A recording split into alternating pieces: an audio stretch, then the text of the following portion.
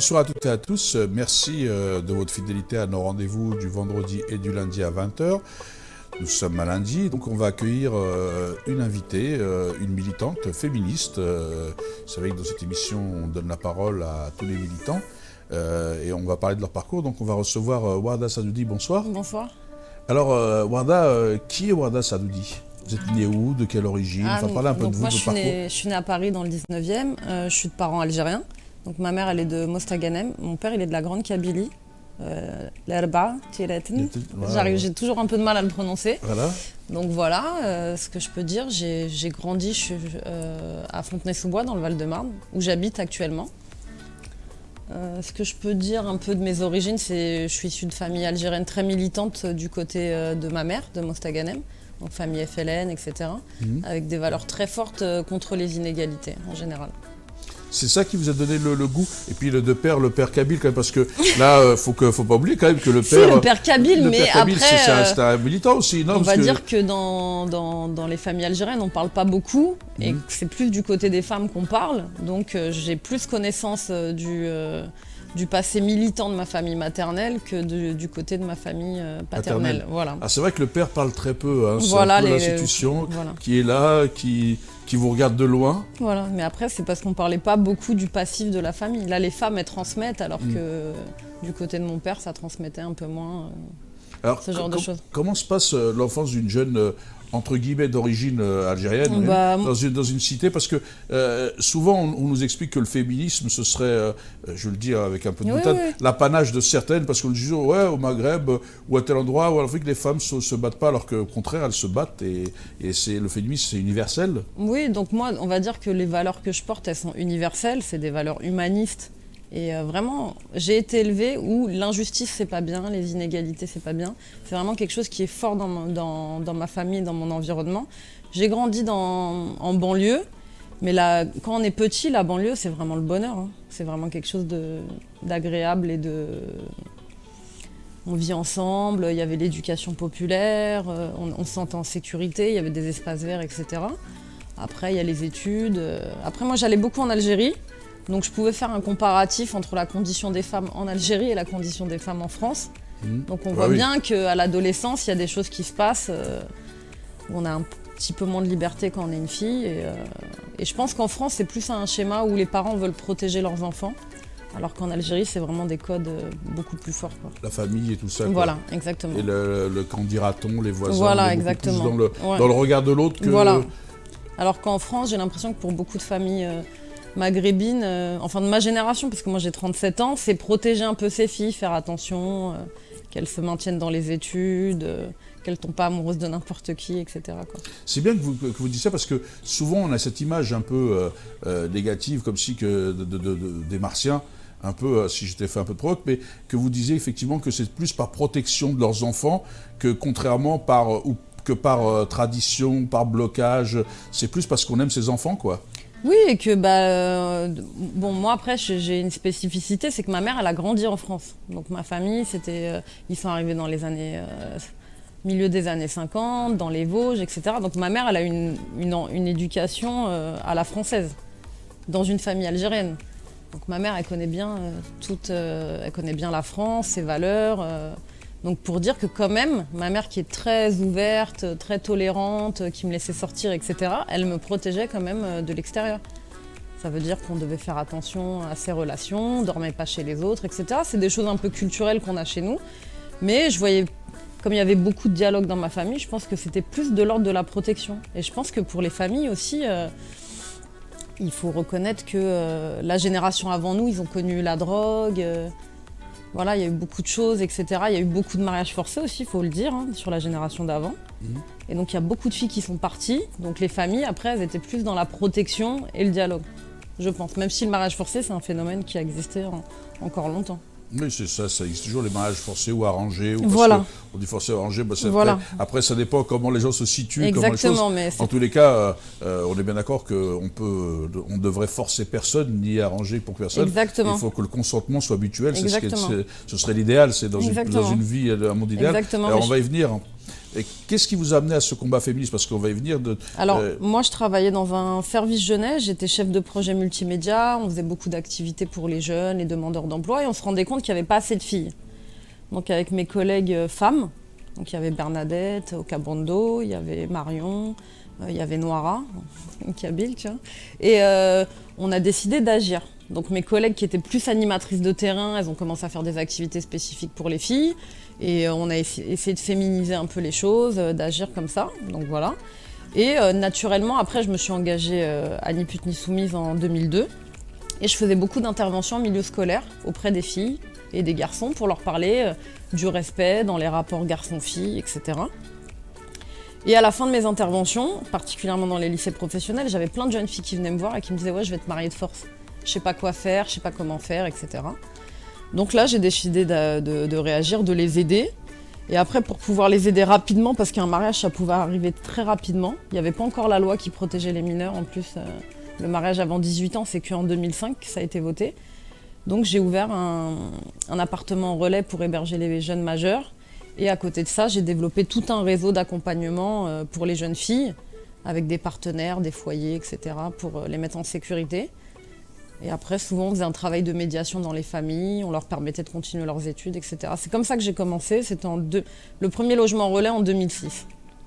Alors, c'est vrai que, quel regard vous portez sur cette période de Ni Pute Ni Soumise? Parce qu'il y a eu beaucoup de controverses, beaucoup de discussions, beaucoup de choses, mais vous, je sais que vous étiez une militante sincère, quel regard vous portez sur cette période? Moi, je pense que il faut remettre en contexte. On a, comme aujourd'hui avec l'affaire Weinstein ou d'autres affaires, on a libéré la parole.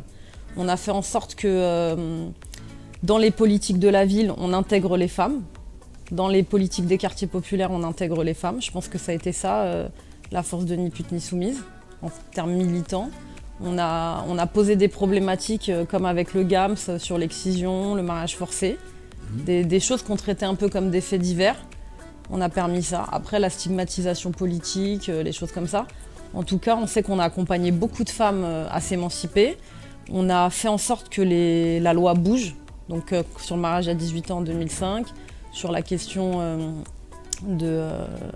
comme je disais, des politiques publiques, en particulier la politique de la ville. Il y a des critères femmes qui sont plus forts, il y a même des appels à projets spécifiques en direction des femmes. Donc je pense que là-dessus, on a quand même fait un travail. Oui, donc c'est pour ça que je pose la question, parce que comme il y a eu des gens qui ont dit qu'il y a eu une stigmatisation, comme dans chaque action, il y a toujours du pour, voilà, mais moi contre. je pense que c'est comme pour SOS Racisme, à un moment donné, il faut quand même être... il y a une époque, il y a un contexte. SOS Racisme, ils ont permis aussi... ça vient d'un mouvement d'éducation populaire, d'un mouvement social qui était la marche pour l'égalité contre le racisme qui est parti de Lyon. Après, les gens, ils se le sont appropriés. Ils ont créé un mouvement qui s'appelle les SOS Racisme. Ils ont permis de faire voter des lois, eux aussi, de faire monter un sujet qui est le racisme. Et après, ça permet à d'autres aussi d'en parler. Après, on n'accepte pas les personnes qui le font. On n'est pas d'accord avec tout ce qu'ils font, mais en tout cas, ça permet de faire monter des sujets. Et c'est important d'avoir de la pluralité sur ces sujets. C'est bien, parce que c'est vrai que souvent les gens, ils ont l'impression que le militantisme, il est uniforme, alors qu'en réalité, il faut rassembler le plus largement. Et puis, il ne faut pas reprocher aux autres de s'organiser quand nous-mêmes, on ne peut pas le faire. Exactement. C'est ça le but du jeu. Exactement. C'est qu'au lieu de dire... Après, on va lui dire, oui, mais nous, quand on veut s'organiser, on ne les écoute pas. Mais le problème, c'est aussi de se faire entendre. Voilà. C'est tout un jeu. Avoir la capacité de fédérer aussi. C'est pas... à un moment donné, on peut avoir des très bonnes idées, mais si on n'a pas capacité à faire ensemble, bah, c'est qu'on a un problème. Voilà, donc SOS Racisme ou Ni Pute Ni Soumise, ils ont réussi à fédérer. C'est à un moment donné, ils ont mis Ni Pute Ni Soumise, ils ont mis 30 000 personnes dans la rue. SOS Racisme, ils ont mis du monde aussi dans la rue, ils ont fait voter des lois, ils ont fait des choses qui ont permis... voilà. Il y a plein de mouvements d'éducation populaire comme ça, ou de mouvements... politisé, le MRAP, voilà, et le MIB aussi qui a fait beaucoup de choses pour c'est vrai que le mouvement pour l'immigration et les banlieues, qui était un peu plus radical, mais ils ont fait bouger les choses.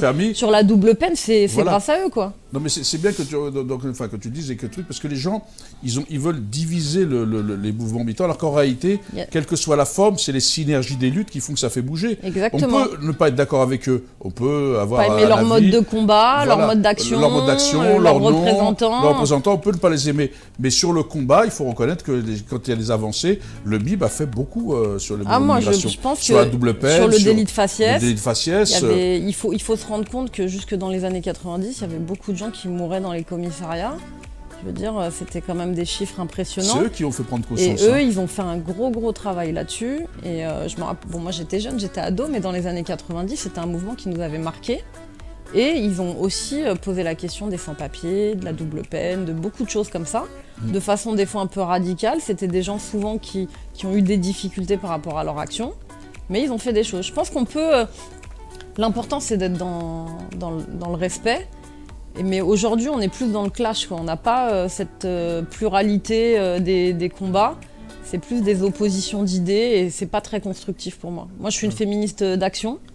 Je suis une militante d'action. Ça veut dire que j'ai une réflexion par rapport à ce que je construis, mais je suis une femme d'action. Aujourd'hui, j'ai l'impression qu'on est plus dans du buzz, des choses comme ça, et c'est bien dommage, quoi. On peut être pas d'accord, mais respecter les gens qui sont en face de nous. Moi, je fais bien la différence entre, par exemple, certaines féministes avec qui je suis pas d'accord sur certains points de vue, mais nos objectifs, in fine, c'est l'égalité homme-femme.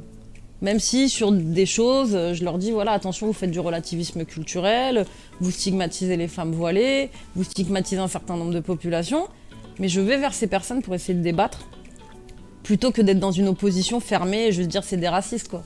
À un moment donné, il faut aller vers les autres. C'est bien parce qu'en plus, vous avez parlé, j'ai vu que vous êtes avec vous avez parlé des choses d'engagement, du MIB, vous avez salué le truc.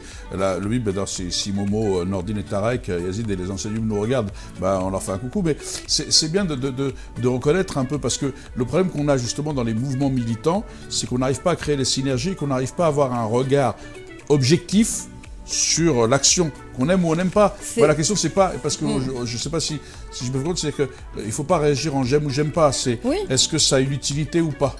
Est-ce que ça a une utilité? Est-ce que ça véhicule un discours rassembleur avec des valeurs universelles, de droits humains, d'égalité, etc. Est-ce que les gens ils sont cohérents dans leur objectif d'égalité? Après, on aime ou pas leur mode d'action, on aime ou pas les personnalités, mais il faut bien regarder dans l'objectif qu'ils visent. On voit bien qu'aujourd'hui, il y a des gens qui sont attaqués sur des points de détail, etc. Mais regardons leur action et ce qu'ils mènent, plutôt que de se mettre en rupture. Je sais que on va venir sur ton engagement sur Home, etc. Parce que ton parcours est un parcours d'engagement et tu as toujours fait progresser. Une grande bénévole. En grande bénévole. Warda, mais ce que je veux dire par là, c'est que souvent, moi, je trouve qu'il y a des féministes qui me disent « Oui, mais on ne peut pas être voilée et féministe ». Je pense qu'à un moment donné, il faut se rendre compte qu'à l'échelle du monde, il y a des femmes qui portent le voile et qui mènent des combats dans leur pays. Et elles sont féministes. Elles ont du courage, elles attaquent le patriarcat, elles attaquent même le religieux, elles attaquent leur gouvernement. On l'a vu ces derniers mois avec au Liban, dans beaucoup de pays où les femmes elles ont remis en question une loi qui était inscrite quand même dans beaucoup de codes civils. Ça n'empêche pas de défendre la place de la femme. Non, n'empêche pas de défendre la place de la femme, mais il faut être vigilant sur les discours qui sont portés par certaines personnes. Bien sûr, il y en a qui sont oppressés. À partir du moment... dans le sens où il faut voir quelle idéologie on défend. Bien sûr. Après, on est dans un pays laïque, ça veut dire que les gens ils ont la liberté de conscience en France, de porter ou de ne pas porter le voile, ou d'être croyant ou non croyant. Voilà, on a cette chance en France. Dans d'autres pays, il y a des gens qui n'ont pas cette liberté de croire ou de ne pas croire ou de changer de religion. C'est une réalité. En Arabie Saoudite, par exemple. Voilà, ou dans d'autres pays. Mais je prends l'exemple parce que je sais que les femmes n'ont pas le droit de conduire et donc il y a eu tout ce débat. Ça y est, elles ont le droit, mais c'est compliqué de s'inscrire pour passer le permis en tout cas. Je suis les combats un peu partout dans le monde. Non, moi je pense qu'il ne faut pas faire d'ingérence dans les luttes des femmes dans d'autres pays. Il faut les soutenir, mais il faut bien comprendre la temporalité de leur lutte. Voilà, tu as des femmes qui font des marathons avec des voiles, mais à l'échelle de leur pays, c'est une avancée. C'est une avancée. Exactement. Après, en France, conduire en Arabie Saoudite avec un voile, c'est une avancée fabuleuse. Hein. Oui, bien sûr. Mais après, en France, il faut être vigilant parce que il y a quand même des mouvements religieux qui sont politiques. C'est une réalité. Ça a eu un impact dans les quartiers populaires, on ne peut pas le nier, depuis les années 90, comme ça a eu un impact en Algérie, dans les années 90 aussi. Hein. Donc il faut quand même être vigilant sur... c'est pas le monde des bisounours, quoi. Il faut quand même faire attention aux mouvements politiques et religieux. Et il en est de même chez les catholiques avec les mouvements évangélistes. Il en est de même avec certains mouvements extrémistes chez les juifs. Donc il faut être vigilant. Il y a quand même du religieux politique. Mais il faut être dans la nuance. Ça veut dire qu'il faut faire attention. Il ne faut pas attaquer les personnes qui portent le voile. Le souci, c'est pas les femmes qui portent le voile. C'est ceux derrière qui portent des idéologies qui poussent qui veulent inciter les femmes à ne plus être dans l'espace public, à ne pas travailler et qui mettent la pression aux femmes.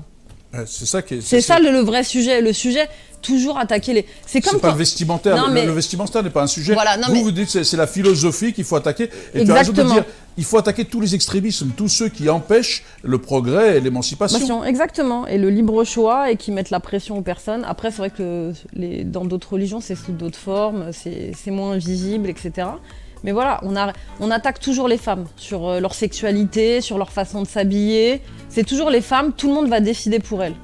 Mais à un moment donné, le vrai sujet, c'est les idéologies qui sont portées et par qui. Moi, j'attaquerai jamais une femme parce qu'elle porte le voile, c'est pas mon sujet, quoi. Oui, c'est ça. Et c'est ça qui est le truc. Et d'ailleurs, vous êtes... alors après, ton parcours, on le voit bien, tu es très vite engagé donc, sur ces questions du féminisme et du droit des femmes, de l'égalité femmes-hommes, ce travail qui est important.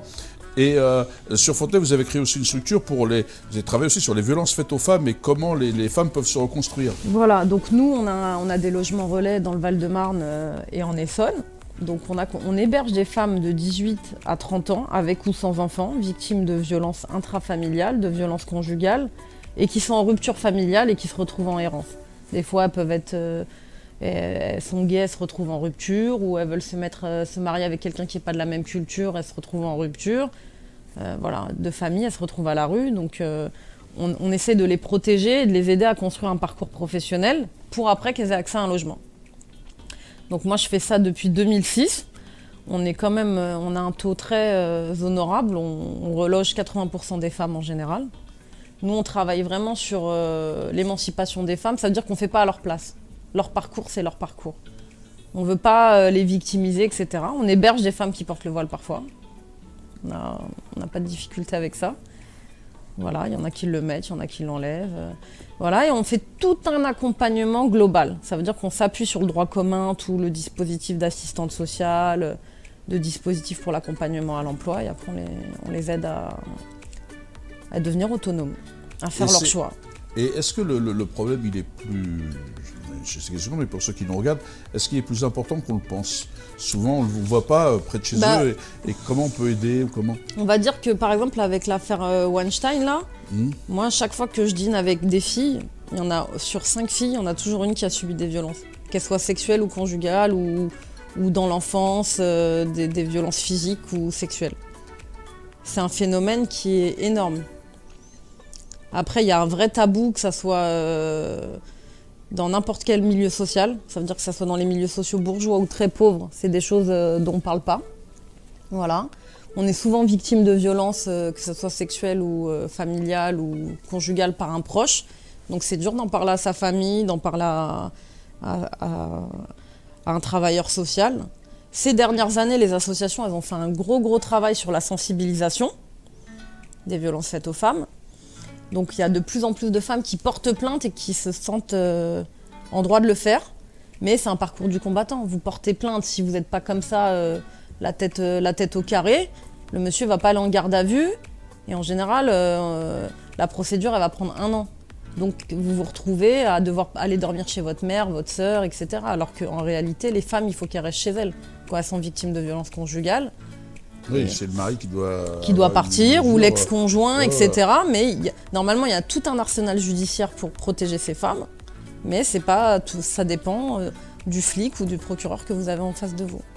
Alors, à une époque, on avait milité aussi avec d'autres pour que, justement, dans les commissariats, ce soit une assistante sociale qui accueille ces femmes, qu'il y ait un accueil spécifique. Dans certains commissariats, il y a des assistantes sociales, dans d'autres commissariats, il y a des psychologues. Mais bon, après, c'est toujours une question de moyens. Quand vous avez un psychologue qu'1 fois par semaine dans le commissariat, c'est toi et ta chance. Si tu tombes sur la bonne capitaine, le bon capitaine, ce jour-là qui prend ta plainte, il sait bien la prendre. Sur la psy, parce qu'elle est là, ça se passe bien. Mais sinon, les femmes de violence, elles sont souvent victimes d'intolérance et elles sont souvent isolées. En plus, elles ont des grandes fragilités psychologiques. Donc souvent, elles ont des discours un peu incohérents parce qu'elles sont très fragiles. Donc on les prend souvent pas au sérieux. Donc c'est pas évident pour elles.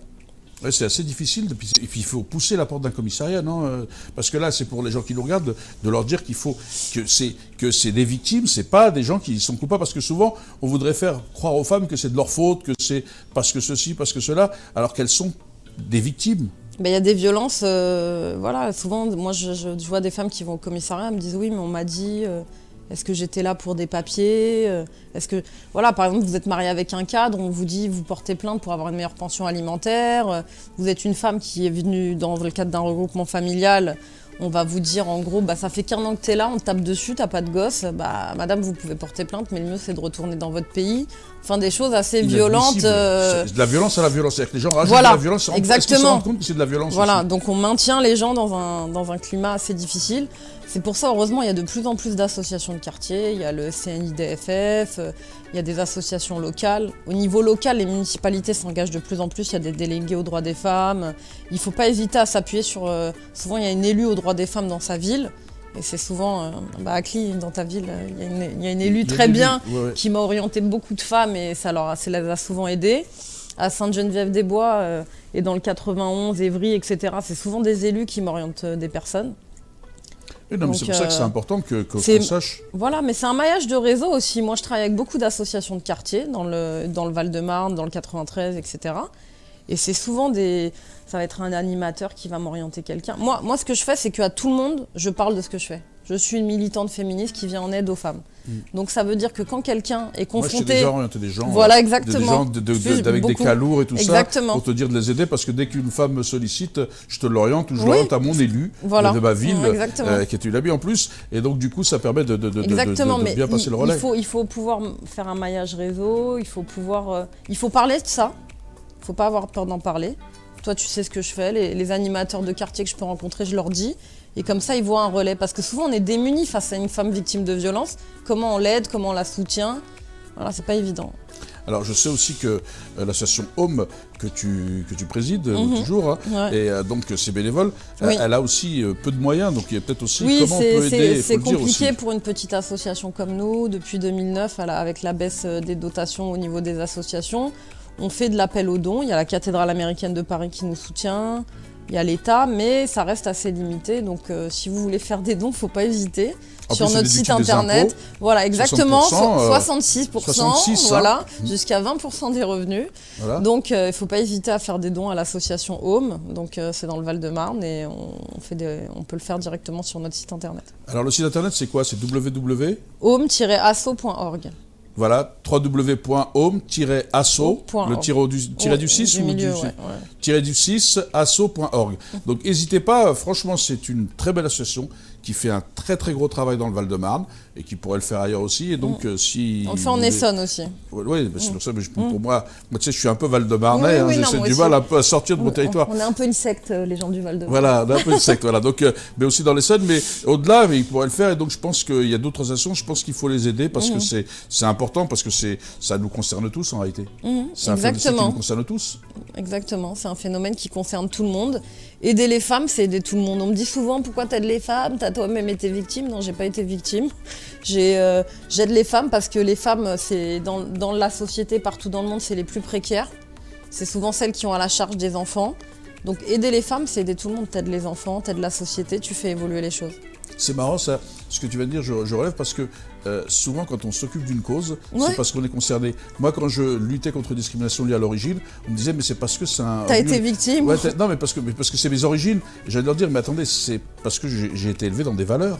C'est les valeurs que tu disais tout à l'heure en préambule et quand on te présentait, que justement c'est parce que tes parents étaient militants et que tu as été élevé dans le mes arrière-grands-parents, mes grands-parents. De l'injustice. Et donc moi, c'est pas, je dissocie pas, l'égalité n'est pas à géométrie variable, la lutte pour les femmes. Moi je me souviens quand j'étais dans un truc syndicalement, je me suis occupé entre guillemets de l'homophobie et tout ça, et les gens, il y en a, ils m'ont posé la question si j'étais dedans, je le suis pas, mais c'est pas parce que... je veux dire, c'est pas parce que mais je m'occupe des questions qui touchent à la justice. C'est une injustice qu'elle soit faite. Moi je lutte contre toutes les formes d'inégalité et je suis cohérente dans mon objectif d'égalité. Que ce soit contre l'antisémitisme. au niveau l'antisémitisme, l'homophobie, le racisme, le sexisme, le délit de faciès, etc. C'est des causes. À un moment donné, les gens, ils sont maltraités, ils ne sont pas traités à égalité, ils n'ont pas accès à leurs droits. Comment on agit pour que ce soit le cas? Et pour qu'ils soient protégés en France, dans cette République. Moi, je me souviens, ma mère me répétait souvent, quand j'étais petit, ne fais pas aux autres ce que tu ne veux pas qu'on te fasse à toi. C'est un peu catho quand même. Oui, mais elle est de culture musulmane. Mais c'est marrant parce que je plaisante. Elle était surtout un peu musulmane, c'est dans sa culture, mais elle me disait ne fais pas aux autres ce que tu veux pas qu'on te fasse à toi. Exactement. Que ce soit catho ou autre, c'est pas le fait. Non, je plaisante. Je sais que tu plaisantes, mais la philosophie est juste. C'est-à-dire que comme les gens me disent qu'est-ce que je peux faire pour toi, je dis souvent aux gens faites exactement comme pour vous, ça ira très bien. C'est ça, puisque il faut pas. C'est un peu ça le but du jeu, c'est que en réalité, ce qu'on fait aux autres, à un moment donné, c'est juste de l'injustice quand on ne fait pas. Non, mais on est dans un climat aussi où on dénonce beaucoup, mais qu'est-ce qu'on fait pour améliorer les choses? C'est-à-dire, là, le gouvernement Macron, ils vont sortir... ils ont fait grande cause nationale. Grande cause contre les discriminations, contre les violences faites aux femmes, il y a une feuille de route. Mais qu'est-ce qu'on fait pour l'accès au droit aujourd'hui? J'ai vu la ministre qui a fait le monologue du vagin. Elle a cru que ça y est, que c'était réglé. Non, il y a beaucoup de travail, mais bon, elle essaye de faire à hauteur de son secrétariat d'État, je pense, mais c'est vrai que... Qu'est-ce qu'on fait concrètement pour que les gens aient plus accès à leurs droits? Nous, on vit dans des quartiers populaires, on a affaire à des populations qui sont très éloignées de l'emploi, qui sont en grande difficulté, qui peuvent être en grande précarité et qui cumulent les difficultés. Et ils sont confrontés chaque jour à des portes qui se ferment. Comment on agit pour que ces portes s'ouvrent? Pour que ça soit pour un gamin qui veuille un stage, une jeune fille qui cherche une résidence étudiant, quelqu'un qui a besoin d'être pris en charge parce qu'il est victime de violence, qu'il est victime de discrimination, qu'il a besoin d'un logement parce qu'il est en suroccupation dans un F2, il a 3 gosses. Comment on agit comme ça? Concrètement, c'est des actions individuelles d'élus, d'associations, de personnes parce que tu rencontres la bonne personne. Mais on a vraiment une défaillance de l'état de droit, de l'administration. Il faut vraiment là-dessus qu'on... Et j'en ai marre qu'on dise ouais c'est pas bien, mais qu'est-ce qu'on fait concrètement? C'est ce qu'on me dit. D'ailleurs mais dans les villes, les élus locaux dont je parle, parce que souvent les gens ils ont l'impression que l'élu local c'est la panacée et que les gens s'enrichissent et tout ça. Mais les élus locaux, c'est des gens qui sont en prise directe avec tout ça, qui n'arrêtent pas dans leur bureau. Ils reçoivent des gens pour tout. C'est normal parce que les gens s'adressent à ceux qu'ils connaissent, à la proximité. À la proximité, oui. Et l'État, il y a plein de barrières. Aujourd'hui, vous voulez aller à la CAF, il faut passer par un mail. Ils ne vous donnent pas de rendez-vous. Vous allez à la Sécu, c'est la même histoire. Vous avez un problème avec cause de retraite, il faut parler à un téléphone. Je veux dire, quand vous avez 65 ans ou 70 ans et qu'il faut parler à un téléphone pour sa caisse de retraite, et c'est souvent les femmes... Tapez 2, tapez 3, tapez 4. Et c'est souvent les femmes qui ont les plus petites retraites, etc. Donc, quand on voit la difficulté d'accéder à ces droits, on se pose vraiment question. Moi, c'est ça mon grand sujet, c'est l'accès au droit. Parce que c'est l'accès au droit aussi, parce que souvent les gens disent qu'effectivement aujourd'hui on est à peu près, pour aller vite, à 20%, les femmes gagnent 20% de moins, sauf que les gens ne se rendent pas compte que ces 20% d'aujourd'hui, parce que pour certains c'est le chiffre, il fait pas... Oui, il les choque pas, ouais. Il les choque pas. À la retraite, 20% de moins aujourd'hui, à la retraite c'est presque 40% de moins. Exactement, dans les retraites. Puisqu'on touche en général 50% de son salaire. À la retraite. Non mais les gens ne se rendent pas compte de ça. Exactement. Et donc on a moi je connais des femmes qui sont en retraite, qui ont des retraites de 800-900 euros par mois. Ouais, c'est quasiment le minimum vieillesse alors qu'elles ont travaillé toute leur vie. C'est hallucinant, donc elles n'ont même pas de quoi se payer une maison de retraite, et encore publique, je ne parle pas de maison de retraite privée, même publique, elles n'ont pas de quoi se laisser payer. Non, mais il y a la précarité des femmes, ça touche à tous les âges. Et donc il y a des vrais chantiers là-dessus sur l'accès au droit et l'amélioration des conditions des plus précaires, qui sont principalement les femmes. Donc c'est pour ça que je le dis. Donc en tous les cas, moi, puisque l'émission touche à la fin, j'étais très heureux de te recevoir, de nous parler. J'espère que les gens qui nous ont regardés, ils ont appris des choses. J'espère qu'ils savent qu'il faut qu'ils aillent aider Home et d'autres associations. Donner un petit, même 5 euros, 20 euros, 30 euros, c'est bien. Bah oui, c'est pour ça, vous prenez tout, c'est normal. et donc il y a beaucoup de femmes qui utilisent, et c'est un vrai travail. Moi, j'ai déjà vu sur le terrain. Une nuit pour une femme et un enfant, c'est 35 euros en moyenne. Donc quand on nous donne 35 euros, on offre une nuit à une femme avec son enfant hébergé. Oui, 35 euros, vous faites surtout... c'est même pas un resto à Paris. C'est même pas un resto à Paris, tu vois, c'est vrai tout ça. Et donc voilà, qu'est-ce que tu as envie de dire là pour conclure, donc au-delà de tout ça? Moi j'ai envie de dire, soyez à l'écoute, soyons à l'écoute les uns des autres, essayons d'être dans l'apaisement et l'ouverture, voilà. Et et luttons vraiment contre les inégalités pour l'accès aux droits de toutes et de tous. Voilà. Merci sur ces beaux mots. Donc, nous, on va se quitter. Donc, on va se retrouver les lundis et vendredis à 20h, donc vendredi prochain, avec un nouvel invité. Merci de votre fidélité. Bonsoir et bonne soirée à toutes et à tous.